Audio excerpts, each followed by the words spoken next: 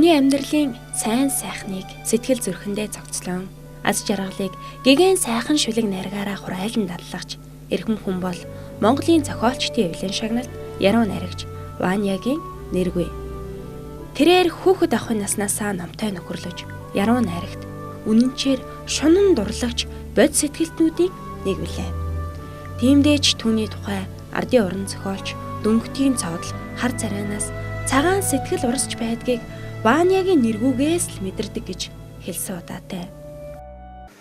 Би бол Завхан аймгийн Алдархан сум төрсөн. Ер нь бол яг явуу улам битэр яг нэг бууцсан дээр төрсөн байдгийн. Тэгээ тэр их хүнтэй яг нэг бууцсан дээр төрсөндөө бол өөрөө дотроо бол их бахархаж гайхуулж явдаг. Уран бүтээлийн хувьд гэж ярих юм бол хамгийн анх 4-р ангид байхдаа сургуулийн шүлгийн тэмцээнд орж 2-р байранд орж ирсэн. Тэр цагаас хойш жоохон шүлэг бичиж эхэлсэндээ тэгээ намайг 8-р ангид байхад Санжийн Пүрүүга тэргүүтээ байхын зохиолчд манай сумын төвд очиж ирсэн. Тэгээ тэр хүмүүсийн гарын үсгтээ номыг анх аваад тэгээ тэр нь илүү их уран байж тэгээ Санжийн Пүрүүга Монголын араатаар миний нэг цөөхөн хэдэн шүлгийг тухайн үед явуулж исэн. Тэгэл тэр нь одоо илүү их шүлэг бичих. Өнөөдрийн хүртэл ингэж яруу найрагч шунан дурлах тэр үүдийг нээж өгсөн бол гэж боддог шүү дээ. Тэгээ би гэдэг утгаараа би одоо өөрийгөө тодорхойлох юм бол би ер нь хүн болгон тусдаа ертөнц байдаг. Хараа дэлхий дээр тэгэд өөр өөрийн өнгөтэй, өөр өөрийн аястай, аялгаутай гэдэг утгаараа би бол бас хүмүүсээс өөрийгөө өөр л гэж боддог байхгүй. Би бол давтагдахгүй л гэж боддог. Тэр утгаараа нэг юм шүлэг биччихсэн. Зургийн дэвтэрт багтаагүй зураас юм би. Зураачийн бирээр бүтээгдээгүй бүтээл юм би. 100 жил үргэлжлэхгүй цаг хугацаа юм би. Зурхан насаад өнгөрөх гэрэл тагшин юм би. Би зохиогдож амжаагүй хөгжмийн аялгау юм. Би зохиогч нь төрөөгүй мөнхийн бүтээл юм. Би тэнгэрийн хаяар унуусан үйл юм. Би тэнгисийн гүн рүү живсэн эрдэнэс юм. Сонсголтойч ойлгогддоггүй шувууны хэл юм би. Харахад гайхамшигтайч баригддаггүй өнгөт солонго юм би. Сармуусны дэрвэлт шиг ганцхан хоромд амьдрах ам юм би. Хаан өрчлөн сэрэх дуутах тургын гэлбаа юм би. Намайг бурхан шурлаж чадахгүй. Би тийм тансаг бүтээл юм. Намайг хүнээс өөр амтан харилж чадахгүй. Би тийм ховорхон тавилантай хүн юм. Ийм шүлэг биччихсэн. Яруу найрагч болгонд л би гэсэн тодтгол явдаг л да. Энэ бол хүн төрөлхтний илэрхийлсэн тодтгол байх гэж боддог л да. Тэрнээс биш би гэдэг бол нэг яруу найрагчийн хувьд бол амиа утсан тийм зүйл дээр тусгахдсан бол биш. Өнөөдөр эренчний чанмын би гэж шүлэг байлаа гэж бодоход бийг уншиж байгаа хүн болгон биегийн тодтогч идэг. Тийм жишээтэй. Тэгэхээр ер нь уран бүтээлчийн бие бол дэлхийн ертөнцид орчин тогтнож байгаа хүн төрлөختний бие явдаг баг.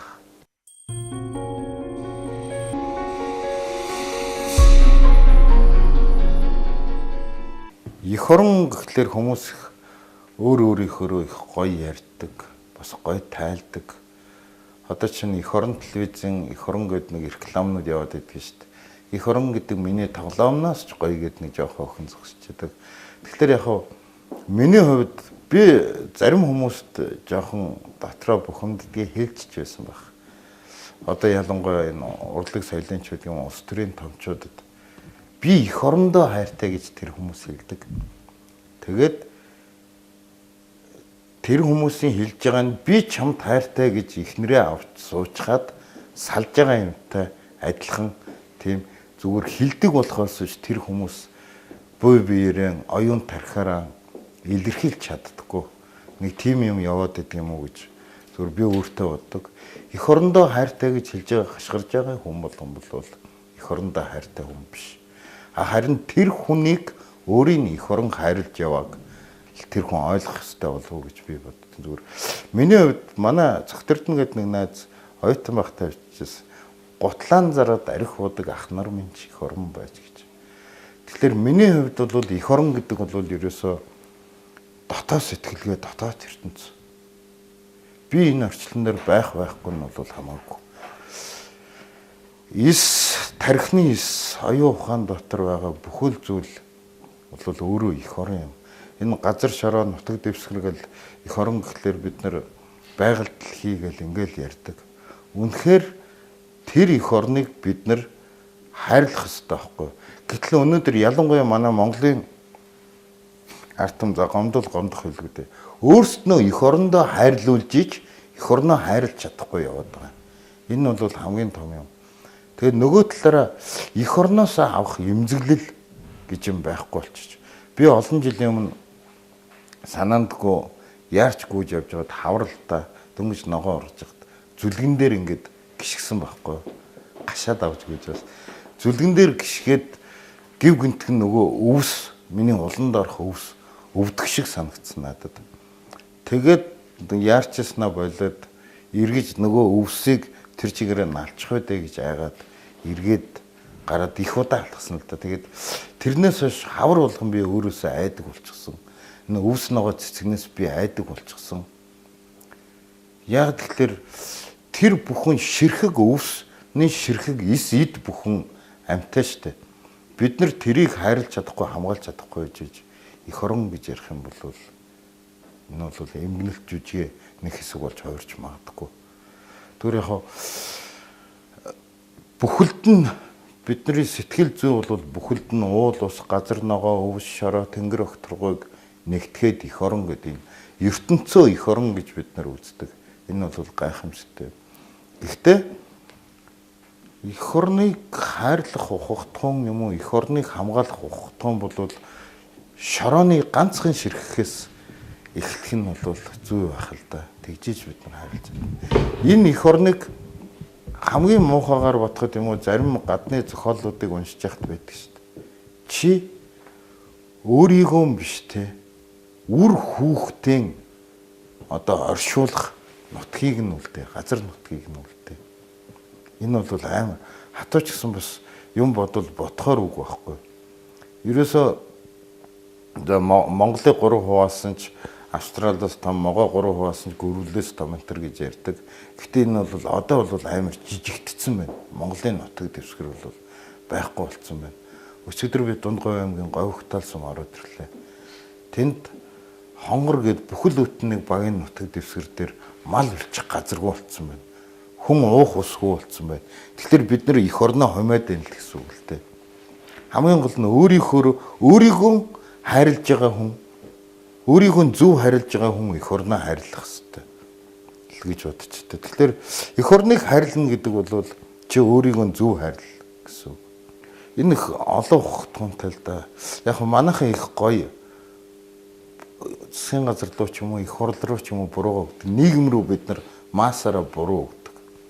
Тэгсэн мөртлөөсөө нийгэм биднээс буруутай, бидний бурууг үүрээд бид энэ нийгэм болохгүй нэг хичээд яваад байгаа мөртлөөсөө бид нар яагаад өнөөдөр өөрийгөө зөв харилж чадахгүй байна гэдгийг ерөөсөө боддоггүй байхгүй.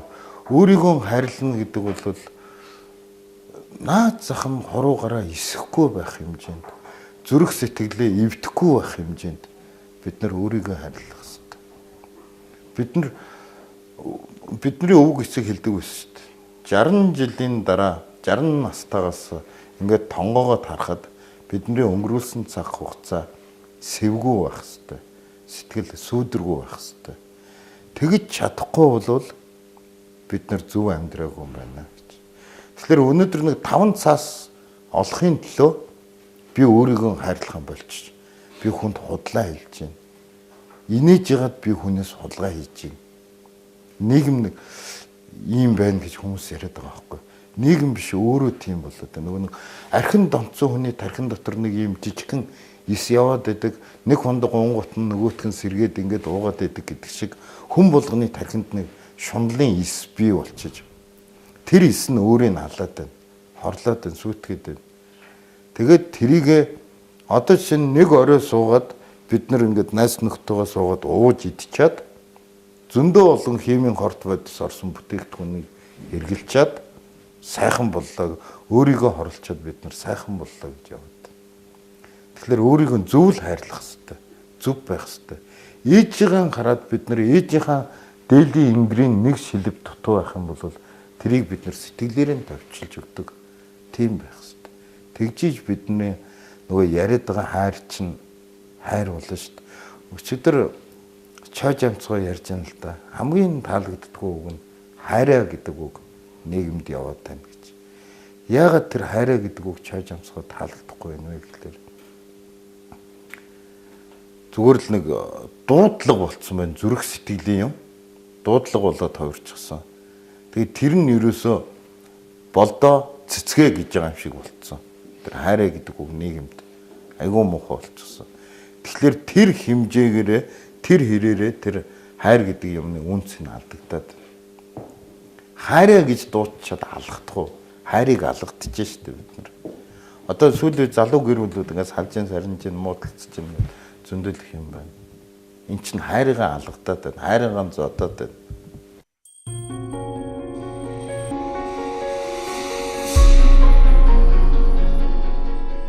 Би хүн бол он жилүүдэд тэргүүмийн цайлаач огтын нэмсэглэр сэтгэлдэн цэцэг ургуулсан алсаас цэнхэрлэн харагддаггүй ч гэлээ амаргаан энгэртэн тэрсэн би хүн улаа өмнөөс минь мандсан шаргал наран өвс бидэн хоёрыг адилхан гэрэлтүүлдэгч яргуун үнцийг зүрхэндэн дэлбэлүүлж янзах шиг охиноо өвөр өдөө мацуулсан би хүн улаа ганцаардахтан би уйлж чаддаг гариг дээрх цорын ганц эмзэг уул жаргахтан би инээж чаддаг жаран давтагдахгүй эгэл уулаа өөртөө буйх нэм бусдад зориулсан өнчин дэлхий дээрх хүн уул юм би өнгөрсөн цаг хугацаанд түүх болсон өвдгөрөө завлаж суусан бурхан уул юм би навчис унахад бодол гэгэлцсэн намар уул юм би намайг үзэн ятгад даарч хондог өвөл уул юм би гөрөөс нэлхрахад сэтгэлэн дэвсдэг хавар уул юм би гүүн зэлэнд унаг зөөрөмгөлүүлсэн зун уул юм би он жилүүдэд тэргүүмийн сүүн өнгөөн шингээлээч орчлонд байхгүй хүн уул юм би оддын зүг бодлон бэлчээж өндөр үхнээс өндрийг харсан огтын нэмсгэлээр сэтгэлдэн цэцэг ургуулсан би хүн уул юм би хүн уулаа гэж нэвтрүүлэг байна. Нэвтрүүлгийг дэмжигч Glamour Art Gallery. Би үгнээс айдаг. Миний хамгийн их айж явдаг зүйл бол үг. Яагаад гэвэл монгол үг гэдэг бол гайхамшигтай их утга санаа язгууртай тийм зүйл шүү дээ. Тэгэхэд өнөөдөр манай боловсролын систем үсэг хасна. Монгол хэл, Монгол уран зохиолын хичээлийг гасна гэдэг ингэж сууж байгаа. Энэ бол зүгээр дэлхийн түүхнээс Монгол гэдэг улсыг арчих алхмуудын нэг байхгүй юу. Зүгээр бид нар сая өөрөө асуулаа л да. Монголын залуучуудыг ер нь монгол хүний сэтгүүг Солонгос киноноос гарц нь бол та уран бүтээлч шүү дээ гэсэн тийм санаа шийдлэр надаас асууж байна.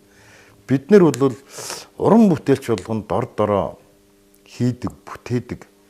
Энийг нийгэмд хүргэх масс систем тэр нөгөө боловсролын голдрог гэж юм байхгүй шүү дээ. Өнөөдөр тийм ч учраас сүүлийн үед манай арилжааны кинонууд, манай киноны уран бүтээлчд арилжааны кино руу их орчлоо. Ер нь уран бүтээлчдийг ингээ хараад тахт хөөх юмтай гэр бүлээ хоосон хонуулахгүй тулд хүүхдээ бүтэн өмсөмсүүлэхийн тулд бас нэг талаараа жоохон эдийн засаг тал руугаа явсан уран бүтээлчд аягүй их болоод ирлээ. Бид нэр хэдгээр 100 дээр зогс яваад аль нийгэм дээр зогсчоод юу яриад байна уу гэдгээ ойлгохон болчихлоо нэг талаараа. Ямар уран бүтээлүүд хийгээд байна гэдэг бас хэцүү болчлоо. Одоо ер нь үе үеийн уран бүтээлчдийг тэгж харж болох байсан баг. Одооны уран бүтээлчдийг бол хоёр ангилж ялгаж болж байгаа. чанартай сайн уран бүтээл хийх, уран бүтээл зүрх сэтгэлээр зориулчихсан хүн удамжинд архичин болоод өнгөрч байна. Тийм хүмүүс айгүй их байна. Урлагийнх нь уран бүтээлчд нь тэр хүмүүсийг хараад зүрхэн шимэлширдэг. Хоолой дээр нь нулимсан зангирдаг мөртлөөс нь тэр хүнээ аварч чадахгүй бид нар ийм нийгэм дотор амьдарч байгаа байхгүй. Миний нүдэнд харагдах орчлон шандаст хүлгийн сувдан хөлс шиг тунгалагхан шанхны үсэлбэх амаргийн инкрил шиг нандинхан өвсний толгойд буусан шүүдэр шиг эмзэгхэн өөрөөсөө ч харамлаж хайрламар сэтгэл шиг гэгээхэн гэж Ванягийн нэргүү санаа сэтгэлдээ гэгээн сайхан чанарыг эрхэмлэн орчлон хорвоог өөрийн өнгөөрөө бодож яруу тансаг шүлгээрээ хүний сэтгэлийг сүлж яваа. Энэ цагийн шилдэг найрагчдын нэг үлээ. Хүүхдийн зохиолыг бичнэ гэдэг бол айгүй хэцүү юм байна. Хэцүү юм билээ л дээ. Би хэд хэдэн хүүхдийн ном гаргасан. Тэгээд өөрөө хүүхд байж, өөрөө хүүхдийн сэтгэхүй дотор орж иж би хүүхдийн зохиолыг бичих ёстой. Ийм шиг надад санагдсан л да. Яг миний гаргасан номнууд бол хүүхдэд айгүй их хүрсэн. Тэрүүний тус нь юу гэхлээр би одоо нийслэлийн цэцэрлэгүүдээр дамжаад 2 сар шахуу цэцэрлэгээр үндсэн байдгийг хүүхдүүдийн дунд тоглож үндсэн. Тэгээд тэр утгаараа яг тодорхой хэмжээгээр хүүхдэд яг өнөөдөр юу хэрэгтэй байна гэдгийг бид нар харуулах хэрэгтэй. Нөгөө талаараа манай өвөг дээдсээс уламжилж ирсэн хүүхдийн бүтээл бол ардын аман зохиол Монгол ардын үлгэрүүд байдаг. Гэтэл бүгд эрэгтэй дүртэй. Өнөөдөр охтууд маань үнсгэлжин үзчихэд юм гадны ямар нэгэн зохиолыг үзчихэд гүнж болохыг хүсдэг. Тэ? Охтууд бол тийм гоё ганган хэнцэр нандан тийм хайрлуулах юм их хүсдэг шүү дээ. Тэгэхээр манай хүүхдийн зохиолч нарт дотор өнөөдөр эмгтэй дүртэй зохиолууд аягүй их дутагдж байгаа. Нь бол харагдсан. Тийм болохоор би одоо 2-3 дандаа эмгтэй дүртэй зохиол хүүхдийн зохиолууд биччихээ сууж байна. Өмнө нь бол бас дандаа эрэгтэй дүртэй зохиолууд бичсэн. Тэгээд хүүхдийн бүтээл гэж ярих юм бол манайд аягүй их байна. Энэ бол аягүй гоё юм авааштай. Даанч хүүхдэд үлдчих юм юу байна гэдгийг хэмжүүрн аягүй хэцүү. Өнөөдөр тийм тэрийг хэмжих хэмжүүрч алганы 1-р 2-р одоо дэлгүүрээр нэг дэлгүүрээр орох юм бол бүхэл бүтэн хүүхдийн номын хэсэг байгаа мөртлөөсөө хүүхдийн зохиолчд маань яг хаана яваад энэ юу хийгээд байна гэдгийг дүгнээ цэгнээ ч юм уу шалгуурыг гаргаад ирэх байгууллага их ховор болсон. Энэ нь бол яг манай нийгмийн дутагдал та. Тэгээд хүүхдийн зохиолч нартай уулзахад их гоё байдیں۔ Тэд нар хүүхдэд хүргэх гэсэн чин ирмэлцэлтэй юмнуудыг айгүй хийдэг мөртлөөсөө нөгөөх нь одоо ерөөсөө сургуулийн өмнөх болон сургуулийн насны сурах бичигт ордоггүй. Тэгэхээр хүүхдэд хүрдэггүй. Гадуур ээж аавд яваад хүүхдтэй хүүхдийн ном авч өгдөг ээж аав хийдвүлээ манай тэр төвчний хүмүүс хийдвүлээ. Тэгэхээр нэг эзэндээ хүрдэггүйгээс болоод хүүхдийн зохиол нэг жоохон догдолтой дутагдaltaй ч юм уу тийм юм шиг харагдаад идэг байх гэж бодож байна. Харагт юуны хувьд бол зохиол бүтээлийн хувьд бол зөвхөн миний хувьд өөрийнхөө хувьд ингээд зохиол бүтээл гэж ярих юм бол би айгүйх тийм үлгэрчилсэн зохиолууд юм уу үлгэр айгүйх бичдэг ер нь бичгийг хүсдэг.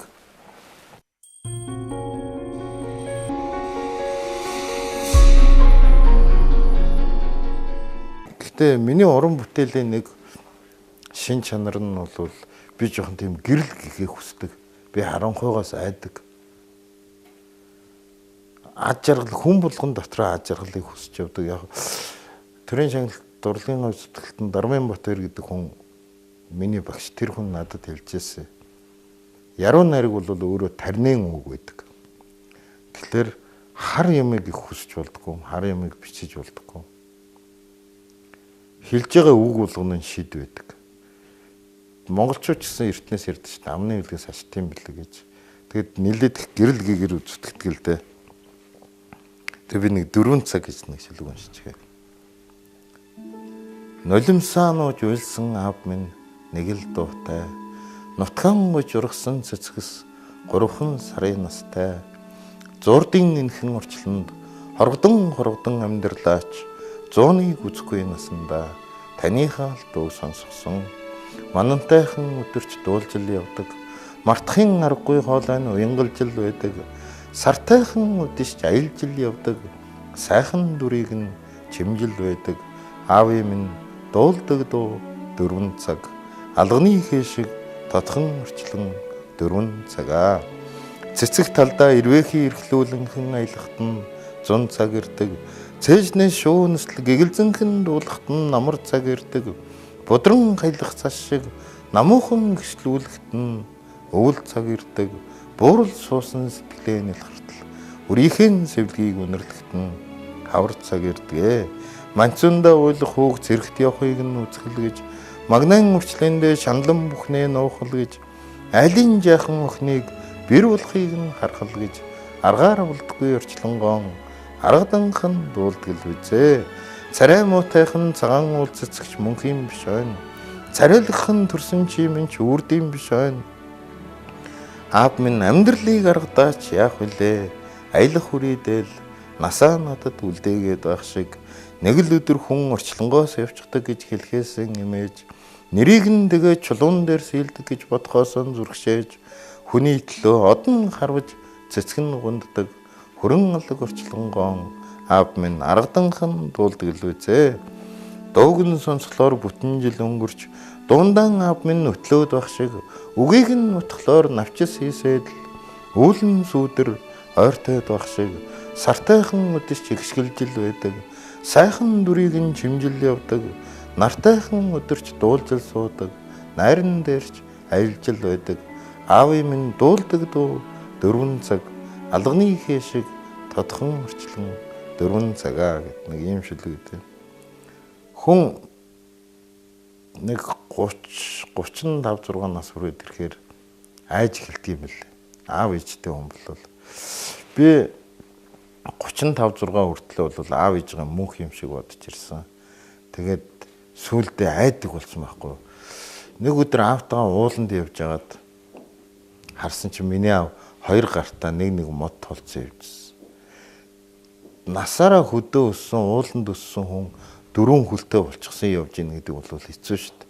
Тэгэд би аавгаа ямар их миний аавыг үнэхээр л нас даржтэй гэж бодсон. Тэгээд тэрнээс хойш хамгийн их эмзэглэл бол аав минь явчих үедээ, ээж минь байхгүй болчих үедээ гэдэг юм хувь тавилангийн эмзэглэлээс их айж эхэлсэн л дээ. Тэгээд энэ шүлэг маань бас тэр л эмзэгэл дундаас гарсан шүлэг.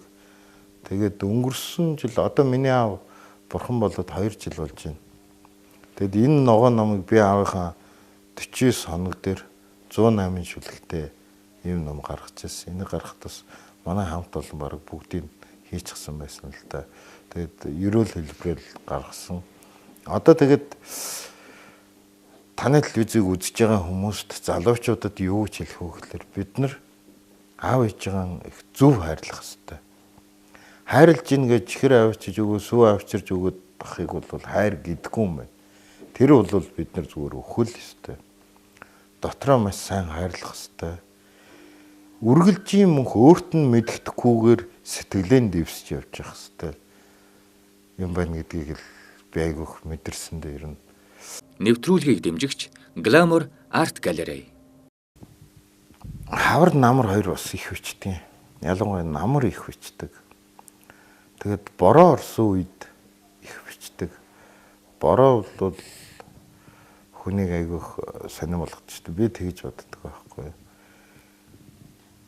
Дээлийг битгий хэл дэлхийг норгож чаддаг зүйл бол бороо байдаг. Ялангуяа нэг бүрхөг өдөр, бүүдгэр өдөр. Тэгээд би шүлгэн бичдэг сонирм бичнэ л дээ. Дандаа Монгол дээлээ өмсчихдэг албан дээр сууж. Тэгсэн мөртлөөсөө дээлээ бүсэлдэггүй. Яагаад сурцээ. Дандаа нөмгөн. Тэгээд завлаж сууж шүлгээ их бичдэг. Үндсэндээ бас шүн нэг 2 цагаас хойш шүлэг бичих нэлээд дуртай. Шүлэг бичихийн өмнө бол хөссөн хөсөөгөө гарч тэнгэрийг хардаг. Тэгээд үүр зайтал бол суудаг. заавал дэрэгдээ арц тавьдаг. Тэгж шүлгэн бичдэг. Зүгээр яг хоо ажил дээр ч байж ах юм уу ингээд найс нөхдөд байж ах чинь гудамжинд явж хахад бол санаа шийдлүүд орж ирдэг. Шүлгийн мөр өөрөө ирэхгүй ороод ирдэг. Тэрийг заавал цаасан дээр бичиж буулгадаг. Тэгээд одоо сүүлийн үед нэг айгүй муухай юм надад анзаарэгдэв даа. Тэр нь юу гэхээр компьютергүйгээр юмыг одоо бичихэд их хэцүү болчих. Бүр нэг өдөржингөө ажил дээр ингэж суусараа сурцсан. Одоо шүлгээ биччихад дараагийн мөр ингээ ороод ирэхэд засвар ороод ирэхэд энийг ингээд дарах их муухай харагддаг юм байна. Ер нь за энэ мөр болохгүй тэгээ бид нэр ингээд дарцдаг штэ. Тэрийг харахаар тэр их муухай харагддаг юм байна. Бүхэл бүтэн нэг юмыг бид нэр амьлуулчаад эргүүлээд устгах байгаа юм шиг тэгж харагддаг юм байна. Тэгээд гэхдээ яруу найрагч уран бүтээлч хүн гэдэг ахгүй ер нь нөгөө нь болж игэл бүх хүн үзэг цас хоёр байж игэл зүгээр юм. Би өдөр болгон бид нар нэг мөр тавьж нэг өгүүлбэр бичдэг шиг тэр хэмжээгээр бидний үгийн шийдэл гэдэг бол бидний зүрх сэтгэлд байж идэг. Тэрийг угаасаа устгаж болохгүй, үгүй хийж болохгүй, хайр юм байж болохгүй. Одоо сүүлийн тэр нэг гиншүү гэдэг нэг үг айгүйх тархацсан ба штэ тий. Хамаг юмыг устгасан. Тэг нэг гиншүү цаадах чинь гэдэг би ерөөс тэрийг ойлгохгүй байгаа. Тэрүүн дөрхнөө бид нар энэ нэг хідэн өсөг гасна гэдэг нэг хідэн эрүүл өвчтөнд мэддэхгүй. Гэтэ намайг бодох юм бол бид нар жоохон боловсралтай юм шиг байна. Сайд маа доктор янз бүрийн хүмүүс байгаа шүү дээ. Би тэднийг бол үнэхээр гайхаад идэв. Би бол тэднийг шууд хэлэхэд тэднэр бол зүгээр нэг үсэг авахыг үсээс асуулахад адилхан юм боддог юм. Тийм их сүрх юм бол тэр хүмүүс эхлээд гарынхаа хоёр хурууг тасдах хэрэгтэй байхгүй. Тэгэд юу ч мэдрэхгүй байвал үсэг хасах асуудлыг ярьж бол. Тэрнээс ч нэг амрах юм шиг ямар толгойноос цагаан үсээ түлгэж хаях гэж байгаа юм шиг юм яриад бол хэрэггүй шүү дээ. Энэ үгийг бүтээх гэж энэ үгийн шидийг гаргаж ирэх гэж бидний өвгдөөс ямар их махаа зулгаалаа. 40 оны дөрмгөл ингээл ярих юм бол наацх нь Дамтан Сүрэнгой, Эренчингой хоёр яаж их дайтжиж Монгол үгийн гайхамшиг шидийг тодорхой хэмжээгээр бий болголоо. Тэгэхэд эргүүлээд устгах юм яриа сууж юм гэдэг бол. Бид нар харин бүтээх юм ярих хэрэгтэй, хөгжүүлэх юм ярих хэрэгтэй байхгүй.